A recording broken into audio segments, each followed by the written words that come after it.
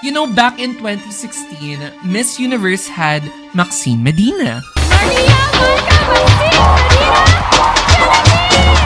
Yung taon na yun, no, we all decided na, sige, gawin nating group project ang Kaba. The country had one job.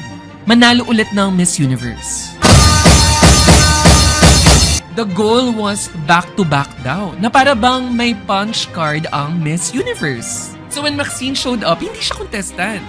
Siya ang thesis defense ng buong Pilipinas. Every interview, may pronunciation audit, yes, and every answer, may colonial checklist. Twitter turned into an English teacher, a body language coach, at an unsolicited life mentor.